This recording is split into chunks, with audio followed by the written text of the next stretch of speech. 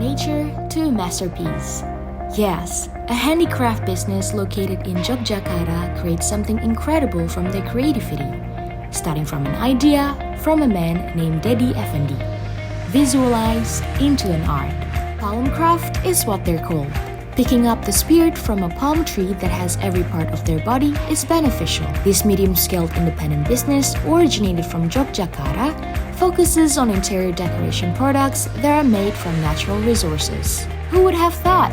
Basic materials that come from waste, such as shells, banana fibers, grass, bamboo, and tree branches, can be processed into exclusive products and even go through international market from the hand of Indonesian.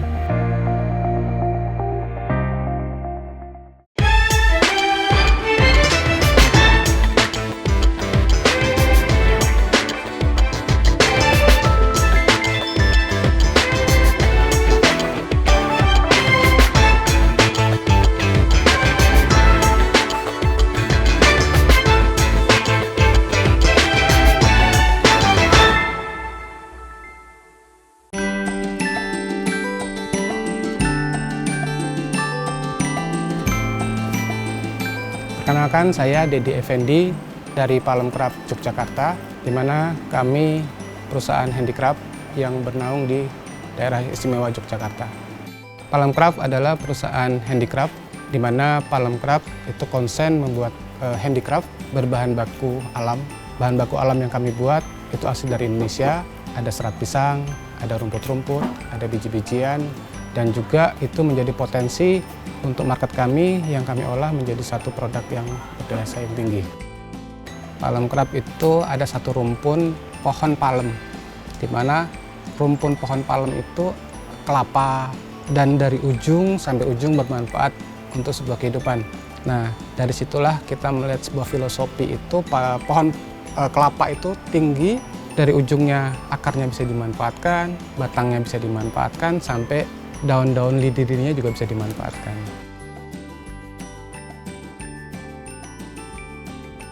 Produk unggulan Palm Craft itu kita mengolah bahan baku, serat-serat alam, kita buat cermin, kita buat lampu, dan ternyata dua produk ini menjadi produk best seller untuk Palm Craft. Pertama, karena memang segmen pasar kami itu lebih banyak ke ekspor, jadi kami harus membuat sesuatu hal yang berbeda. Jadi kami berinovasi, kami mendesain, kami menciptakan satu produk cermin dan lampu ini menjadi sebuah identitas. Karena kalau kita tidak mempunyai satu identitas, berarti kita tidak akan dikenal oleh market kita. 4 tahun ke belakang setelah proses Palm Craft ini berjalan hampir 20 tahun, ternyata ada dinamika. Jadi ternyata kita dulu sebagai pengepul, kita dulunya sebagai mengambil handicraft yang ada di Jogja. Nah, ternyata setelah kita melihat kompetisi di pasar, kalau kita tidak fokus dalam sebuah produk, berarti kita akan kalah bersaing dengan kompetisi yang ada. Nah, kami mengolah rumput-rumput, rayung yang memang bahan-bahan itu dipakai di rumah tangga sebagai sapu. Kami mengolah serat-serat pisang yang memang serat pisang itu ternyata ada sebuah keunggulan dari sisi warnanya. Kami mengolah biji mahoni, kami mengolah bambu, kami mengolah kerang, dan juga rotan-rotan sebagai kombinasi dari material yang ada.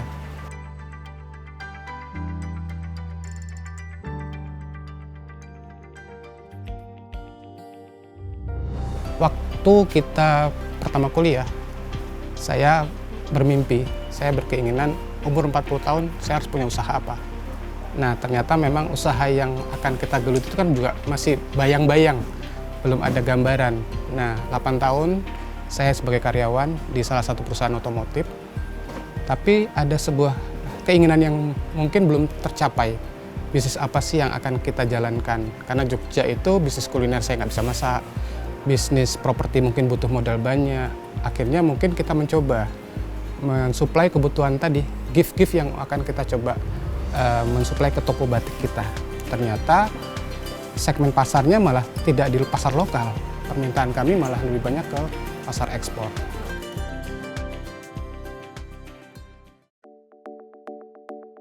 Saya Firda Nurul Aini dari Palemcraft.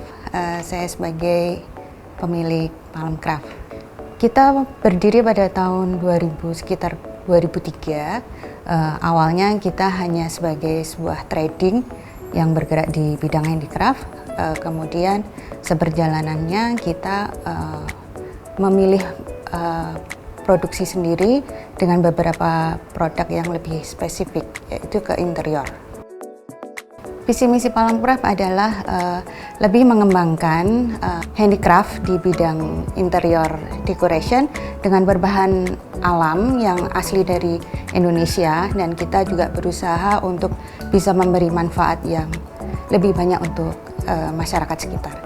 Pembeda Palemcraft dengan produk-produk yang lain, memang di luaran sana banyak produk handicraft sejenis ya, tapi kita tetap mempunyai ciri khas pembeda. Material yang kita pakai itu tidak bisa dijumpai di setiap tempat, jadi itu merupakan material yang sangat eksklusif, dan kita berusaha membuat ciri khas dalam desain kita. Kita membuat desain sendiri sehingga pasti ada pembeda dengan produk yang lain. Untuk mengembangkan pasar luar negeri, kita rutin mengikuti pameran-pameran baik itu nasional maupun internasional. Itu merupakan agenda tahunan kita, tapi itu sebelum masa pandemi. Di masa pandemi ini kita berusaha tetap eksis dan berhubungan dengan customer melalui media sosial dan melalui email, dan kemudian juga melalui WhatsApp gitu. Jadi kita tetap mempertahankan komunikasi dengan buyer. Suka duka ya. Sukanya pertama karena saya tidak punya basic seorang seniman. Saya tidak punya basic seorang kuliah di sekolah seni. Tapi karena kemauan, karena otodidak, karena keinginan, akhirnya apa? Produk kita dibeli orang aja satu hal yang luar biasa. Setelah dibeli ternyata dipajang.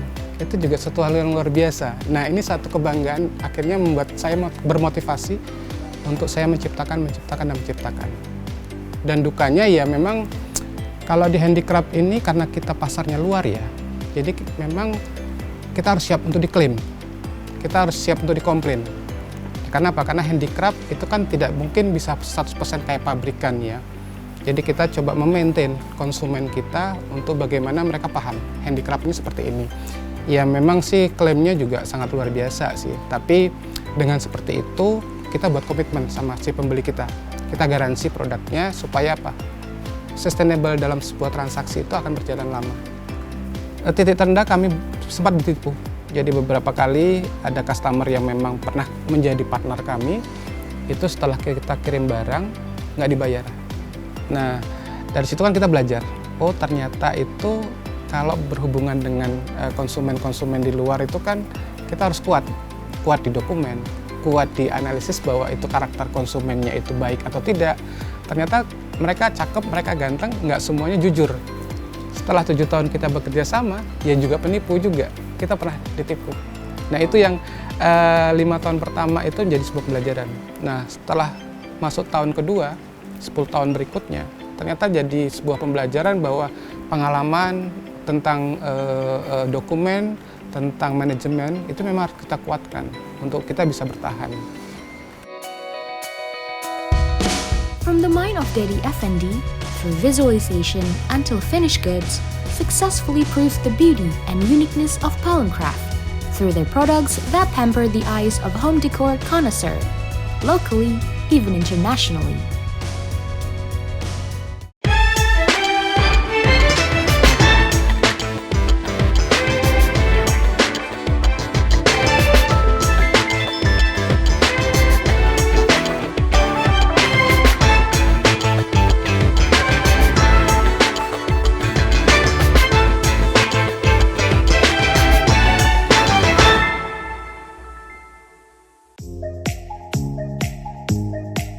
Sekarang kita langsung menuju ke proses produksi. Pertama kami memang punya rangka besi yang menjadi modal untuk basic dari kerangka lampu dan cermin. Mas, nanti ini sama juga ya warnanya. Di sini kami melakukan proses basic pengecatan warna dasar dulu untuk memperlihatkan bahwa dari rangkanya sudah kita jaga kualitas kontrolnya agar bahan-bahan yang memang nantinya akan dianyam itu nggak kotor, nggak tajam, dan setelah kita cat kering, nanti kita akan lanjut ke proses pemotongan bahan yang akan kita buat. Mari kita ke sana. Nah, kami di sini proses pemotongan dari bahan baku serat pisang. Nah, bahan-bahan baku ini sudah kita tunjuk berapa sih ukuran yang memang kita akan pergunakan. Tenaga potong kita sudah mengetahui ukuran-ukuran untuk dalam sebuah pembuatan proses di cermin ataupun di lampu. Mereka akan mengukur, menimbang kebutuhan dalam satu produk yang akan nanti dilanjut ke proses penganyaman. Kita ke proses penganyaman. Nah, di proses penganyaman ini bentuk-bentuk yang sudah kita kasih ke pengrajin, mereka sudah akan tahu kombinasi apa yang akan dipakai. Ini dia nanti bagaimana, Mbak? Penganyamannya, oh iya, ini kan pakai senar ya, kombinasi ya. Iya. Nah, ini dari teknik-teknik ini juga kami terapkan sebuah desain-desain baru, sehingga kombinasi dalam sebuah desain itu bisa menciptakan satu karya yang baik. Dalam arti bahan-bahan tadi yang sudah dipotong, bahan-bahan tadi yang sudah dicat, basic rangkanya sudah sesuai dengan pesanan, sesuai dengan spek kami. Di sini tenaga kami melakukan proses penganyaman. Setelah proses penganyaman ini, kita akan lanjut ke proses finishing. Di mana finishing yang kami pakai, kami memakai bahan dasar air. Nah, bahan dasar air ini juga ramah lingkungan, sesuai dengan permintaan dari para konsumen kami, bahwa bahan-bahan ini tidak mengandung bahan kimia, tidak beracun, sehingga konsumen yang akan nanti memakai produk kami, itu mereka juga akan aman. Karena ini produk alam, jadi produknya ramah lingkungan. Nah, setelah itu kita akan lanjut ke proses pengeringan. Mas, proses pengeringan ke tempat dulu ya. Nah, kami akan lanjut ke proses pengeringan, di mana kami memang proses pengeringannya kita memakai bantuan dari sinar matahari. Nah, beberapa dari proses pengeringan ini juga kami juga tidak menentukan berapa jam, tapi yang pasti maksimal dari pengeringan dari bahan ini supaya dia tidak terjadi jamur, jadi tidak lembab. Nah, beberapa produk yang sudah dalam proses tahap awal, anyaman, pemotongan, pengecatan, sudah kita lakukan di proses pengeringan. Selanjutnya, kita akan lanjut ke proses quality control. Nah, selanjutnya kami tahapan masuk ke proses quality control, di mana proses quality control ini kami juga menerapkan sebuah standar. Yang pertama, kekuatan dari bahan-bahan yang tadi setelah dianyam. Nah, di sini ada proses pengecekan dalam sebuah standar kualitas, baik itu dalam sisi kekuatan dari anyaman, terus juga warnanya. Di sini juga ada sisi kerapiannya. Nah, dalam sisi kerapian ini juga kami juga melihat bahwa benar nggak sih desain yang kami kasih tawarkan ke konsumen itu sesuai dengan pesanan. Nah, apabila sudah sesuai, berarti kami akan lanjut ke proses packaging. Kita akan lanjut ke proses packaging.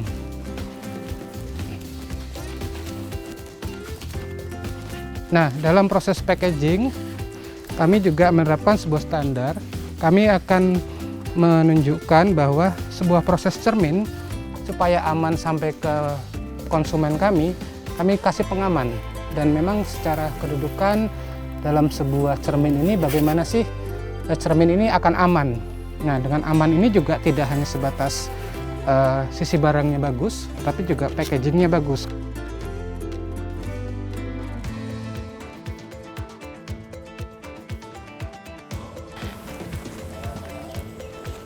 Nama saya Vera, saya di sini sebagai karyawan di bagian produksi.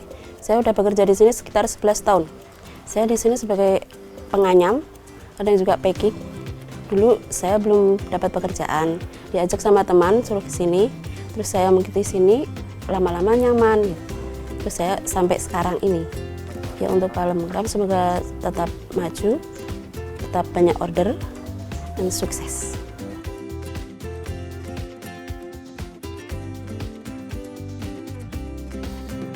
Nama saya Bu Mujiati, asal saya dari Bantul. Bekerja di sini selama 6 tahun sebagai produksi. Bergabungnya dulu itu saya nyari kerjaan, kan umurnya udah tidak mencukupi di pabrik. Terus saya ke sini, terima sama Pak Dedi gitu. Harapan saya buat Palem Craft ke depannya semakin maju, sukses, lancar buat kita semua.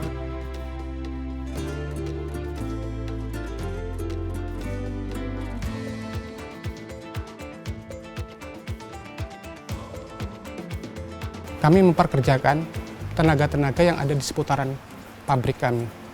Dan mereka itu minimal keberadaan Palem Craft yang ada di dalam kampung ataupun kecamatan ini bisa bermanfaat buat kelangsungan ekonomi mereka.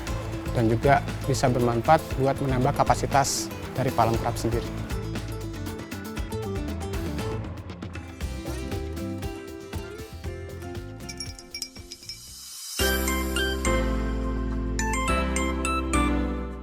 Kita sebagai latar belakang yang memulai dari nol untuk dunia ini, kita merasa sangat bangga sekali bisa menjadi salah satu yang berperan di dunia handicraft dengan bahan alam Indonesia, dengan membuat produk-produk dari desain kita sendiri. Itu membuat kita lebih merasa bangga. Palem Craft ini saya dan istri itu kita berkolaborasi. Saya concern ke desain, ke produksi, istri lebih concern ke marketing. Nah, dengan sebuah pola kerjasama ini ternyata itu ada asiknya, ada enggaknya. Ya asiknya sih kita bisa berdiskusi bagaimana kita membangun sebuah usaha bersama. Dan juga kita bisa memberikan sebuah contoh. Kebetulan anak saya juga laki-laki, dia juga memberi support dan juga ternyata beliau juga punya interaksi untuk bagaimana bisa meneruskan usaha ini.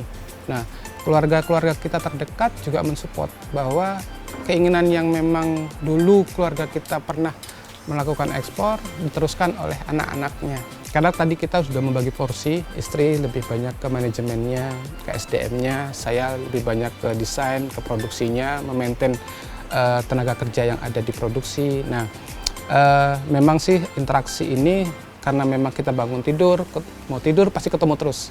Jadi kita bisa berdiskusi bagaimana menerapkan dan mendelegasikan segala kegiatan yang kaitan dengan urusan kantor dengan staf-staf kita. Nah, kita berdiskusi juga, ya interaksi pasti ada sedikit pergesekan ya, tapi memang pergesekan itu bagi kita satu dinamika. Tapi supporting, kita memberikan sebuah porsi bagaimana usaha kita bisa berjalan, akhirnya kita bisa duduk bersama. Kebetulan karena ini perusahaan pribadi, saya bersama suami bekerja di bidang yang sama, jadi otomatis saya sebagai seorang ibu rumah tangga harus pandai-pandai membagi waktu antara rumah dan produksi. Jadi kita berbagi tugas, divisi saya dengan suami saya, sehingga saya tetap masih bisa memperhatikan keluarga, karena mereka adalah support buat kita juga. Arti keluarga buat saya, keluarga adalah segalanya buat saya.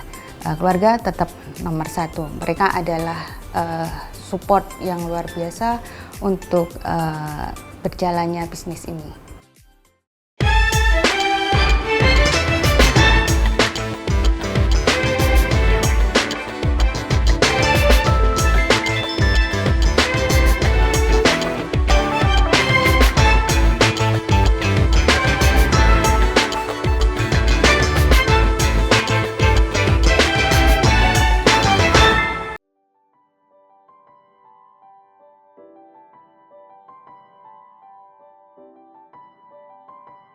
Pandemi memang membuat kita itu belajar.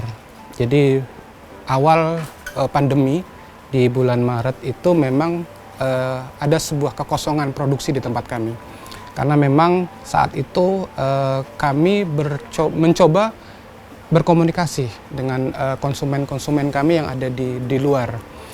Kami bertanya kepada mereka, bagaimana sih pola marketingmu di sana? Bagaimana sih kita bisa mensuplai kebutuhan handicraftmu di sana.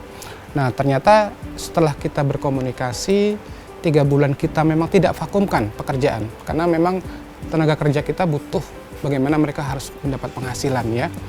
Jadi kami mencoba membuat sebuah strategi. Pertama memang di Palem Craft itu customer bukan customer, tapi customer itu sebagai partner. Nah, dengan partner itu berarti tidak ada jarak antara pembeli dan penjual. Yang kedua, kami berdiskusi bagaimana sih desain yang masuk di pasarmu. Ternyata dengan kita berdiskusi, mereka juga akhirnya bisa berinteraksi bersama.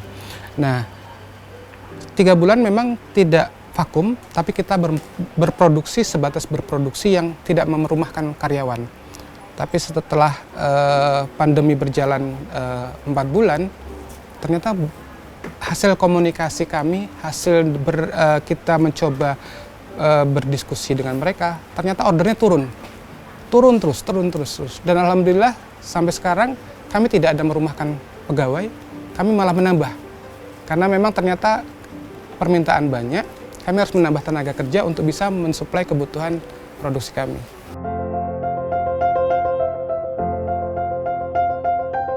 Pada tahun 2006 saat terjadi gempa, kita juga mengalami hal yang sama dengan teman-teman yang lain, karena pada saat itu hampir semua wilayah Jogja terdampak cukup luas ya gitu. Pada saat itu seharusnya jadwal kita adalah loading kontainer.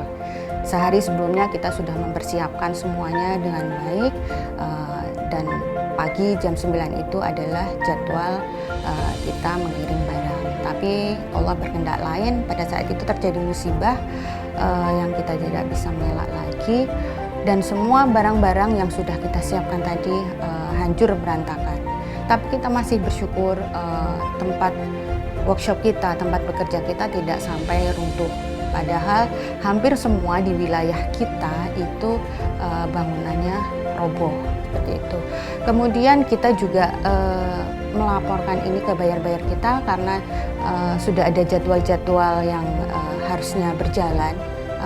Alhamdulillah para buyer itu memahami karena ini bencana nasional, mereka juga tahu dan mereka memberikan keringanan. Ada yang mereka mengikhlaskan, istilahnya seperti itu. Ada juga yang kita siapnya kapan nanti reschedule ulang seperti itu. Ya kita terima kasih sekali kepada mereka juga bisa mensupport. Bahkan ada juga mereka yang istilahnya memberikan semacam kayak bantuan gitu ya melalui kita untuk disalurkan kepada masyarakat yang terdampak gempa. Untuk recovery setelah gempa, kita membutuhkan waktu yang cukup lama, berbulan-bulan kita mencoba bangkit karena yang terdampak itu hampir seluruhnya di Jogja. Jadi otomatis sektor ekonomi lumpuh dan kita tidak bisa dan tidak kuat untuk memulai lagi. Butuh dana yang cukup besar, butuh perbaikan di sana sini, dan yang terlebih penting lagi butuh support mental bahwa kita kuat. Tapi alhamdulillah seiring waktu dalam kurang lebih 1 tahun itu kita sudah bisa sedikit demi sedikit bangkit dan kita sudah bisa berhubungan kembali dengan beberapa buyer. Kemudian pada umumnya juga di Yogyakarta sudah kita bersama-sama harus bangkit, tidak bisa kita hanya berdiam seperti itu.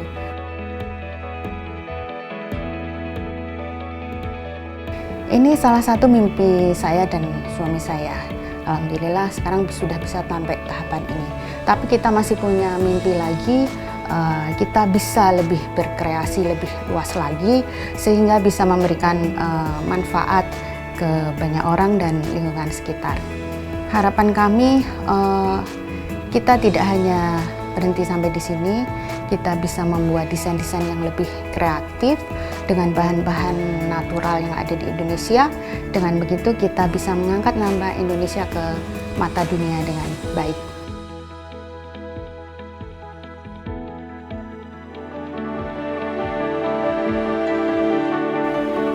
Sebelumnya ada beberapa kompetisi di Jogja, jadi Palem Craft mengikuti kompetisi di Inacraft Award, ada Bale Mango Award, dan beberapa lomba-lomba desain yang memang kita pernah mendapatkan penghargaan.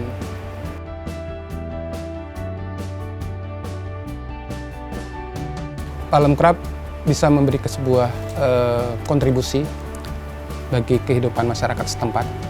Palem Craft bisa memberi sebuah solusi bagi sebuah kebutuhan interior yang ada di dunia, dan juga harapan terbesar kami bagaimana produk Palem Craft bisa diterima oleh pasar lokal dan juga pasar dunia. Saya memang melihat bahwa tidak ada sebuah keinginan dalam hidup dulunya untuk bisa memberi manfaat kepada orang lain, ya. Ternyata dan tidak ada sebuah keinginan saya ingin jadi seorang pengusaha. Keinginan dulu cuma bagaimana saya bisa menjadi seorang aparat keamanan, tapi mimpi itu ternyata nggak tercapai. Tapi memang mimpi yang awal kita inginkan, saya harus punya usaha aja. 40 tahun umur yang saya pengen gapai di saat itu. Nah, ternyata sebelum 40 saya sudah punya usaha. Setelah saya punya usaha, saya punya karyawan. Nah, ini satu hal yang luar biasa yang memang saya sendiri tidak membayangkan saya bisa memberi kehidupan. Nah, ini satu niat yang akhirnya mendorong saya untuk, mereka lah motivasi saya. Mereka yang memberikan sebuah dorongan supaya saya bisa bertahan, mereka juga bisa bertahan dengan saya.